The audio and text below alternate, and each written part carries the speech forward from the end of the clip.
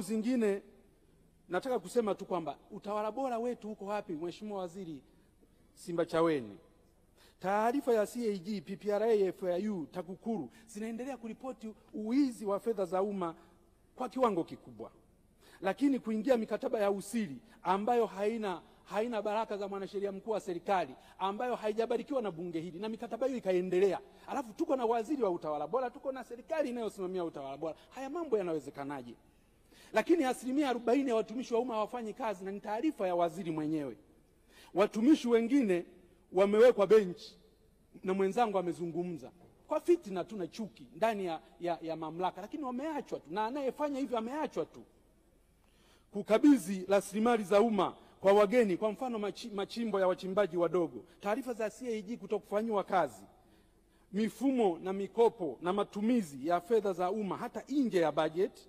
Haya mambo haya yanaruhusiwaje? Waziri wa TAMISEMI, waziri wa utumishi huko hapa, waziri wa utawala bora huko hapa. Kuna manju mmoja kule kwetu aliwahi kuimba Dumoga Gijozwa Orono Saba Jirale Jabademi, anaitwa Mwanachulichuli. Kwa nini tunashindwa kuchukua hatua mahala ambako sisi tunaweza kuchukua hatua? Mheshimiwa Spika na Mwenyekiti, kwa mfano taarifa ya nchi yetu kulipa trilioni 1.438 katika mahakama, tovuti ya KSID inaonyesha kuwa baadhi ya makampuni yamelipwa baada ya kupewa tuzo katika mahakama ya kimataifa ya usuluhishi wa migogoro na uwekezaji na biashara, ambako nchini kwetu mpaka sasa hivi tumekwisha lipa trilioni 1.438 tena kwa siku za hivi karibuni. Hizi taarifa zinaonyeshwa kwenye tovuti ya KSID, trilioni 1.438. Lakini bunge hili halijawahi kuelezwa na waziri wa utumishi na utawala bora. Bunge hili halijawahi kuelezwa na waziri wa katiba na sheria. Bunge hili halijawahi kuambiwa jambo lolote, isipokuwa kule KSID kwenye tovuti ndio wanaonyesha tu trilioni 1.438, ambako hizi fedha hatujawahi kuzipitisha sisi, na hatujawahi kuomba kibali, na hatujawahi kuambiwa kwa nini serikali ilienda kushindwa katika madai hayo. Mheshimiwa Mwenyekiti, jambo lingine mpaka sasa hivi serikalini, kashfa ya wahamiaji haramu kuajiriwa serikalini.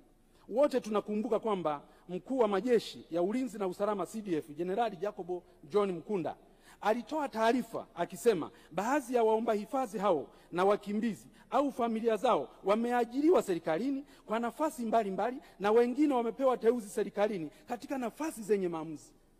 Nafasi za Watanzania zimechukuliwa na wageni. Kwanza, tuna mfumo gani wa utumishi ambao unaweza kuruhusu mpaka mtu mgeni akaajiriwa? Tuna mfumo gani wa utumishi hapa nchini ambao unaweza ukaruhusu mpaka ukaruhusu mtu ambaye sio raia wa nchi hii akapata uteuzi ndani ya serikali?